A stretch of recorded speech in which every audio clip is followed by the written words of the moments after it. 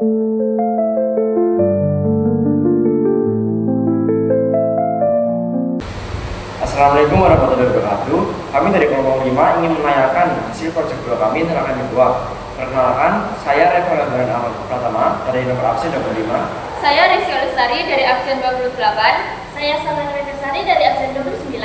Saya Selamat Siato dari absen 30. Saya Rizky Pratama dari absen 27. Dan satunya lagi Randy Ahmad Fauzi dari absen 26. Dalam video ini kami akan menampilkan 5 mata pelajaran, yaitu 1 IPAS, 2 sejarah, 3 bahasa Inggris, 4 PJOK, 5 seni budaya. Sekian dari kami, silakan teman-teman bisa simak video berikut. Assalamualaikum warahmatullahi wabarakatuh. Proyek 2 PIPAS tentang daerah Papua. Ibu kota Papua berada di kota Jayapura yang berbatasan langsung dengan negara Papua Nugini. Luas wilayah Papua menurut BPS atau Badan Pusat Statistik Provinsi Papua pada tahun 2023, luas wilayah Papua yaitu 82.680,96 km persegi dengan 129 derajat 16 menit sampai 141 derajat 1 jam 47 menit bujur timur dan 2 derajat 23 jam 10 menit lintang utara dan 9 derajat 15 jam lintang selatan. Jumlah penduduk Papua, jumlah penduduk laki-laki yaitu 554.800 jiwa, jumlah penduduk perempuan yaitu 505.800 jiwa, sehingga jumlah keseluruhan yaitu 1.060.600 jiwa. Tingkat pengangguran Papua. Sementara itu, angka pengangguran terbuka juga menunjukkan menurun dari 6,90% pada 2023 menjadi 6,48% pada 2024. Namun, pertumbuhan ekonomi sedikit melambat dari 4,22% menjadi 4,11% 16 April 2024. Bahasa yang digunakan di Papua. Di Papua terdapat ratusan bahasa daerah dengan bahasa Melayu Papua atau sering disebut bahasa Papua sebagai bahasa pergaulan yang umum digunakan. Selain itu, ada juga bahasa-bahasa daerah lain seperti Asmat, Dani, dan Biak. Bahasa Indonesia juga digunakan sebagai bahasa resmi dan bahasa pengantar di sekolah. Pakaian adat Papua. Baju kain rumput. Pakaian adat ini merupakan pakaian yang sudah mendapatkan sentuhan modern. Baju kain rumput dapat digunakan oleh laki-laki maupun perempuan. Pakaian ini dibuat dengan menggunakan bahan dasar ujung daun sagu yang sudah dikeringkan. Daun sagu yang digunakan sebagai bahan harus diambil saat air laut sedang pasang. Daun sagu yang sudah diambil kemudian dikeringkan lalu direndam sebelum dianyam. Daun tersebut kemudian dianyam dengan menggunakan bantuan alat berupa kayu sepanjang 1 meter. Kayu tersebut berfungsi untuk mengaitkan ujung-ujung tali. Tali tersebut terbuat dari rumput-rumput yang sebelumnya telah dikeringkan yang dipilih menjadi satu. Tempat wisata di Papua. 1. Danau Love atau sebutan lain Telaga Cinta merupakan salah satu destinasi wisata di Kabupaten Jayapura, Provinsi Papua. Danau Love atau Telaga Cinta terletak di hamparan padang rumput steva yang luas di kaki perbukitan di Desa Imfote, Distrik Embungfo, Kabupaten Jayapura. Danau ini bentuknya unik dan khas seperti hati sehingga dinamakan Danau Love atau Telaga Cinta. Danau yang bentuknya seperti ini mungkin ada juga di tempat lain yang sudah dijadikan destinasi wisata yang profesional. Sedangkan tempat wisata yang kedua yaitu Pantai Herlem, memiliki pasir putih dan air laut yang sangat jernih dengan bergradasi indah. Ombak di pantai ini pun tidak terlalu besar karena pantai ini merupakan wilayah teluk sehingga cocok bagi pecinta snorkeling.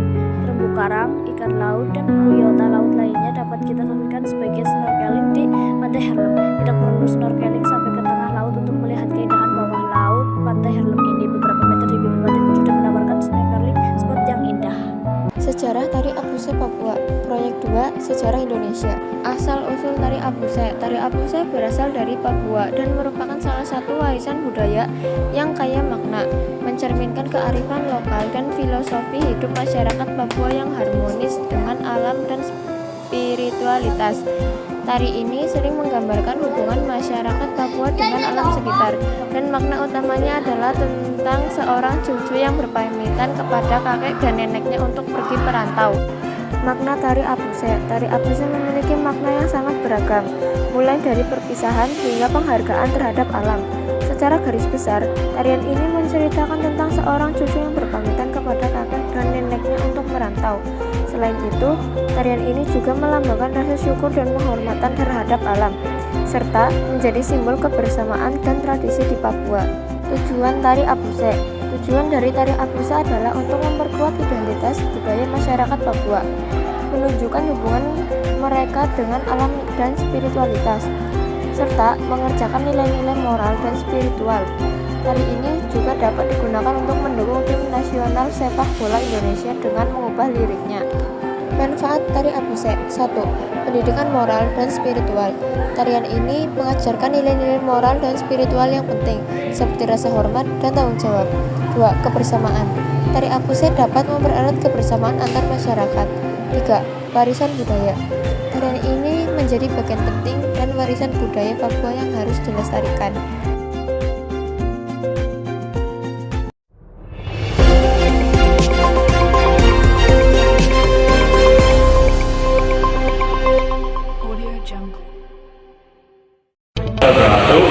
Viewers, back again with you in the afternoon coverage.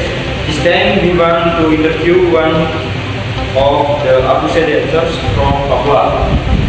Let's go straight to my friend who is in the field. I'll be asking this question to I'm Mr. Rizky. okay, Master Rizky. And we are going to ask more mainly about what is Abuse dance is. Viewers, let's return to the studio. It seems like your meeting on this name is not discussing of the Abuse dance. If I say anything wrong, I apologize. I will take my life. Wassalamualaikum warahmatullahi wabarakatuh.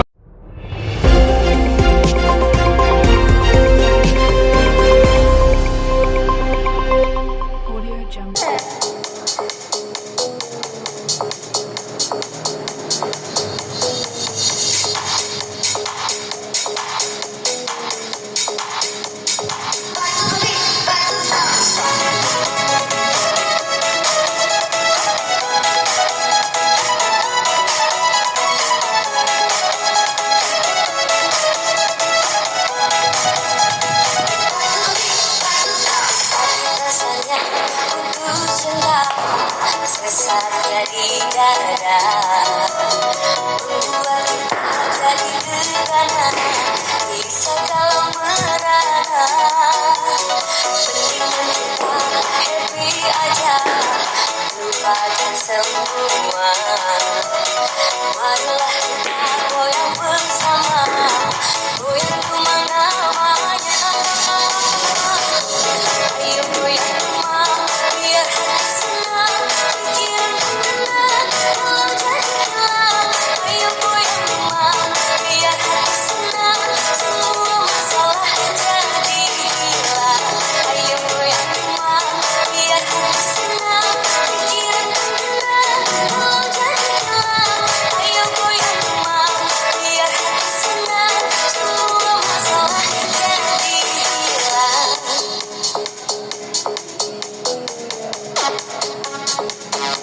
Ayo goyang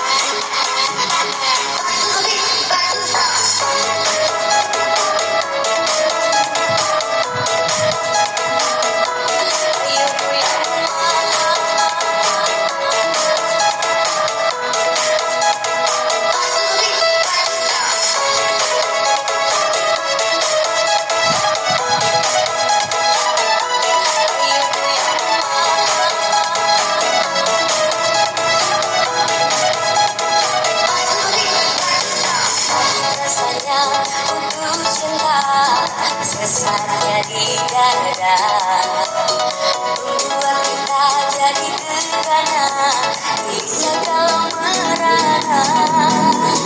Mendingan kita happy aja, lupakan semua. Marilah kita goyang bersama, goyang kemana.